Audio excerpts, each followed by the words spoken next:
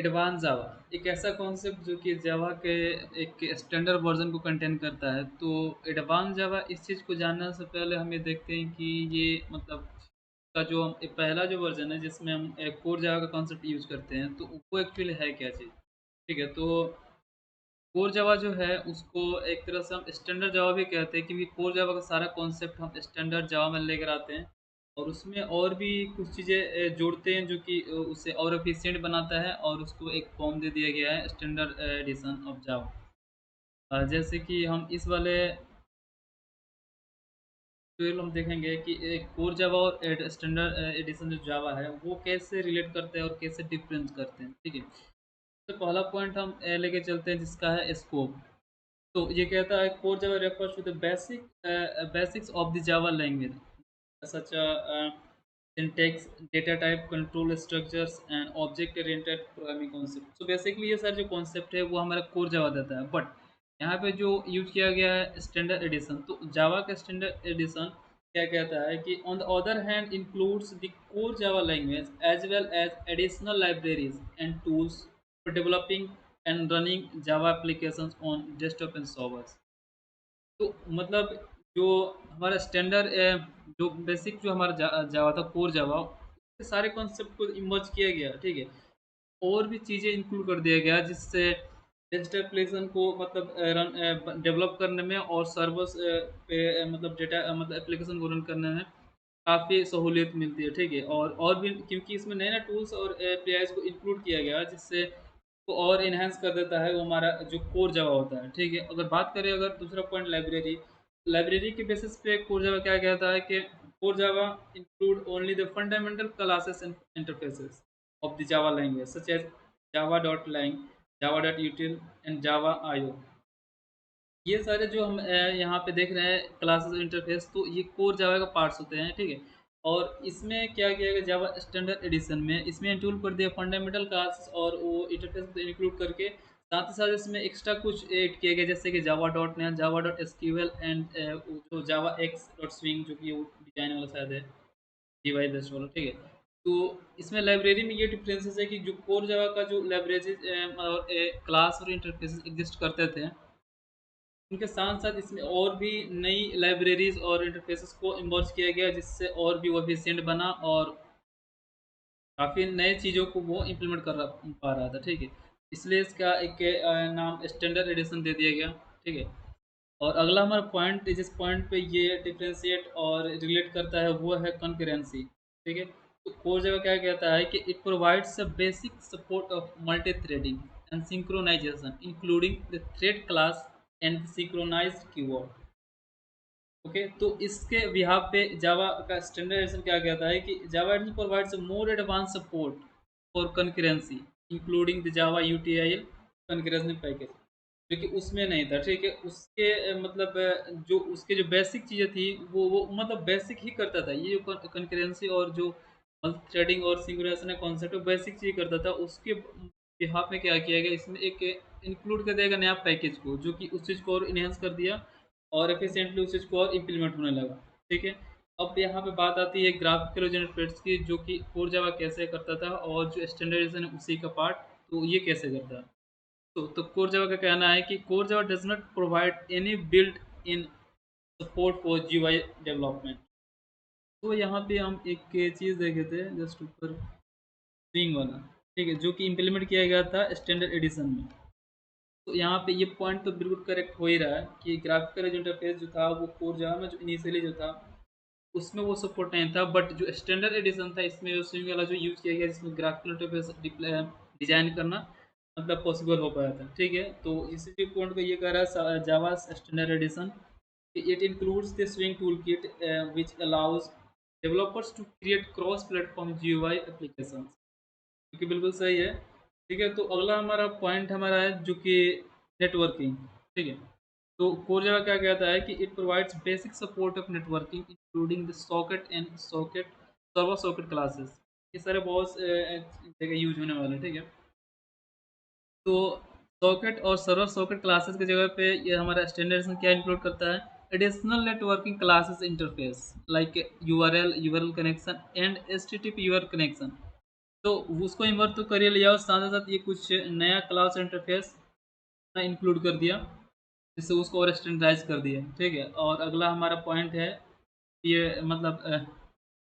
Differentiate किया जा रहा है, ठीक है? तो सिक्योरिटी के बेसिस पे देखा जाए तो हमारा जो जावा स्टैंडर्ड एडिशन है, वो इंक्लूड करके कॉम्प्रिहेंसिव मतलब काफ़ी बेहतर, ठीक वैसे जावा का यूज़ बेसिकली मतलब सिक्योरिटी पर्पज़ से ही देखा जाता है इसका। ओके, सो जावा स्टैंडर्डाइजेशन क्या कहता है कि it include the comprehensive security framework for security Java application, including features such as code signing, encryption and access control. ये काफ़ी बेटर है सिक्योरिटी पॉइंट ऑफ व्यू से, जो कि ये एडवांस नहीं सॉरी, ये जो हमारा स्टैंडर्ड एडिशन जो जावा था जो इंक्लूड किया था। ओके, तो लास्ट बताने वाली सिर्फ पॉइंट है हमारा डिप्लॉयमेंट। ठीक है, तो डिप्लॉयमेंट के हिसाब से अगर देखा जाए तो स्टैंडर्डाइजेशन कहता है कि it provides tools to packaging and deploying Java application, including the jar and WAR file formats, as well as tools such Java C, Java and Java Doc. तो बेसिकली ये जो कीवर्ड्स हैं तो ये मतलब डायरेक्टली हम कंपाइल करके चला सकते थे, जैसे कि मतलब चला सकते हैं, क्योंकि ये जो हमारा जावा का स्टैंडर्डाइजेशन है ये प्रोवाइड करा रहा था, मतलब अभी जो इमर्ज हो चुका है, ठीक है, जो कोर जावा से वो जो स्टैंडर्ड एडिशन जावा है इसमें ये सारी चीज़ें हमको प्रोवाइड हुई, ठीक है, बट इस तरह की चीज़ें हमारा कोर जावा नहीं प्रोवाइड कराता था।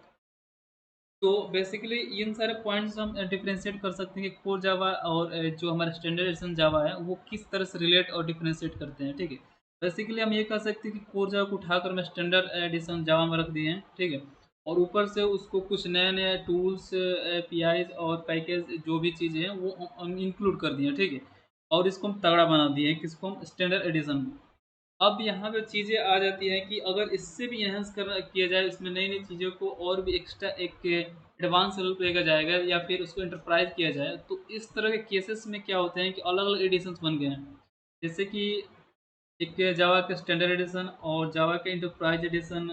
ऐसे ही एक माइक्रो एडिशन और एक और जावा एफएस एडिशन, ठीक है? तो इसको भी हम यहाँ पॉइंट आउट करके देख सकते हैं कि मतलब जो जावा के डिफरेंस एडिशन्स हैं वो मतलब कौन सा डिसीज़न किस चीज़ के लिए बेनिफिशियल ज़्यादा बेनिफिट मतलब वो ज़्यादा यूज़ किया जाता है एक तरह से, ठीक है? तो बेसिकली यहाँ पे लिस्ट किया गया 4 डिफरेंट एडिशन ऑफ जावा, जैसे कि पहला है Java platform standard edition, platform enterprise edition, platform micro edition और जावा एफएक्स।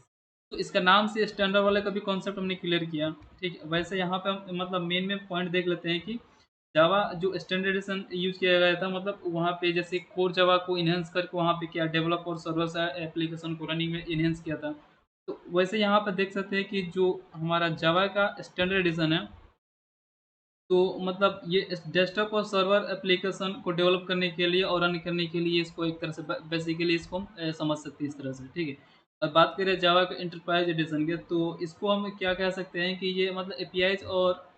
लाइब्रेरीज ऐसी चीज़ इसमें है और ऐसे-ऐसे टेक भी प्रोवाइड कराता है जिससे हम लार्ज स्केल पे एंटरप्राइज़ जैसे एप्लीकेशन को हम डेवलप कर सकते हैं। जैसे कि ये जो कॉन्सेप्ट देता है लाइक जेएसपी, सर्वलेट और जेपीए,